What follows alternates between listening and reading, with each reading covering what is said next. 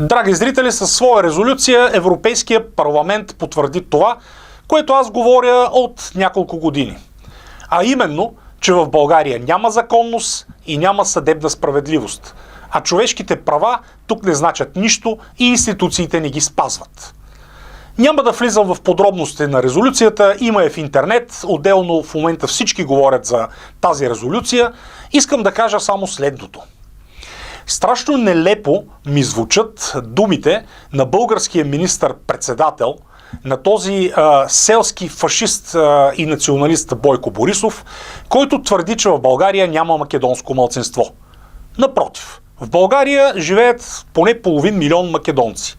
Вярно е, че част от тях вече им е промито съзнанието и се чувстват и смятат, че са българи, но всъщност никой не е правил изследване колко от живеещите в България македонци продължават да се смятат македонци. А общо взето те не са малко. И на тази база, така глупостите, които твърди министър-председателя, не са смешни, а са тъжни. Още повече, че българското правителство продължава да отказва да изпълни 4 решения на Европейския съд по правата на човека и да така даде права на македонското малцинство.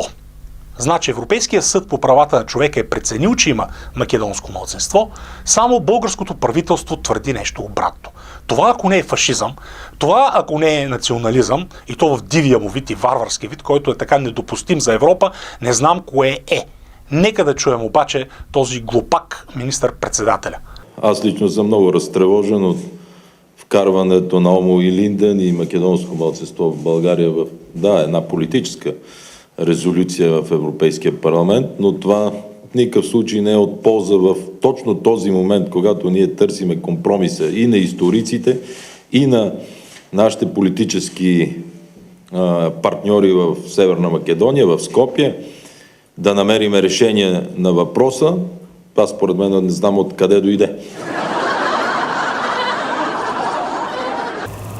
Драги зрители, не случайно съм с тази фанелка на големия македонски поет Никола Йонков Вапцаров, убит от българските фашисти през 1942 година.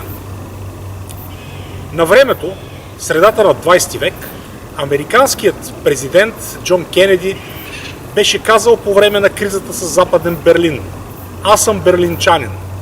Сега, когато на македонците в България така се нарушават правата, аз ще кажа: "Аз съм македонец." И естествено, няма да мине без лекичко така навлажняване тук на този парцал. Този парцал, който страшно мразя, това прилича на българското знаме.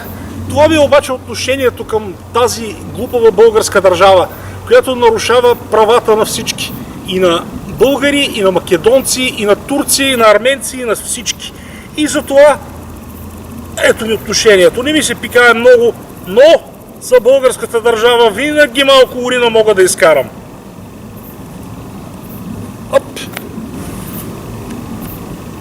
Смърт на фашизма в България!